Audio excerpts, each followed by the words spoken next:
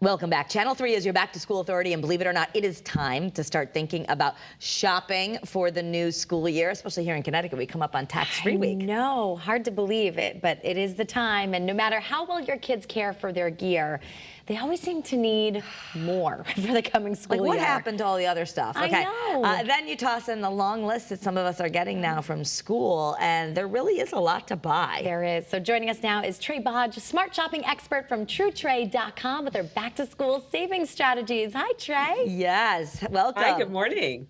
Yeah, thank you for being here. I'm like, oh, what does Trae tell her kids? But no, number one, what is the step for preparing for back-to-school shopping? Oh, yeah. The number one step is to go through what they already have, because so many parents forget to go through the backpack.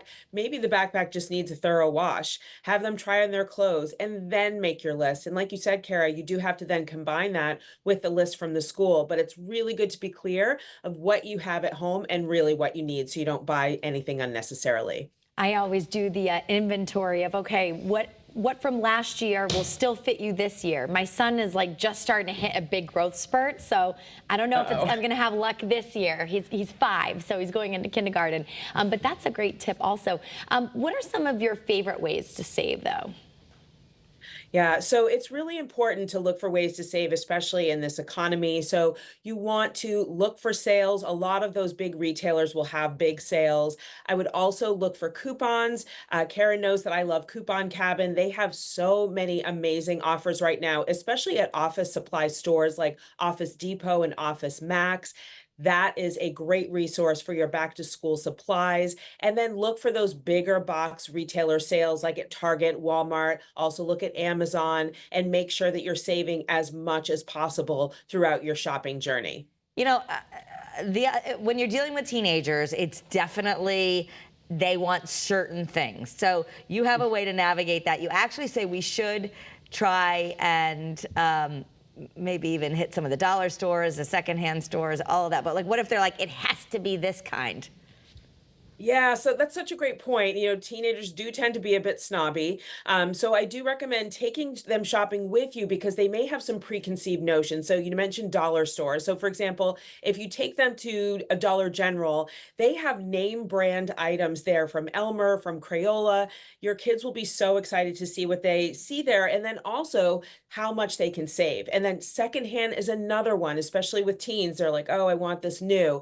If you take them with you to that Goodwill or your Salvation Army, for example, they're going to see that they can get new or like new clothes at a fraction of the cost, and that therefore frees up their budget to maybe get something a little bit pricier. And then the other thing that I would say is, especially with teens and tweens, let them shop on their own for certain things. Like I like giving my daughter a personalized gift card from perfectgift.com with a fun picture and a message, happy shopping. She takes that Visa gift card and she goes to the mall and she shops for herself. She will be much more mindful about how she shops and what she buys with her own money versus your money. Oh, that is genius. No, for sure. As soon as my kids have summer jobs now, and they'll be like, are you buying this or am I? And like, there's a completely different response if I say you're buying it. Right.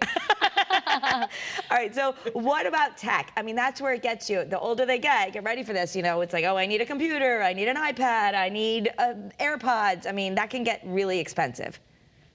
It really can. And a lot of middle schoolers and high schoolers do need tech going to school. Sometimes it's a Chromebook or a tablet. What I would recommend is look for education pricing. A lot of parents don't do this. If you go straight to the brand, for example, HP has an education store where they have discounted items just for students. So this is a great way to save significantly on that Chromebook that they may need. That's one thing. And then a lot of kids are getting ready to have their first phone. You don't necessarily want to buy them a super pricey phone, but there are great sales out there to take advantage of. For example, Mint Mobile, they have savings of up to $440 on Pixel phones, up to $200 on Samsung phones, and their unlimited plans start as low as $15 with plenty of data. And if you sign up for 6 months, you can get 6 months of service for free. So those are ways that you can save significantly on those pricey tech purchases. And Trae, where can we learn more about your tips and tricks here for back to school shopping?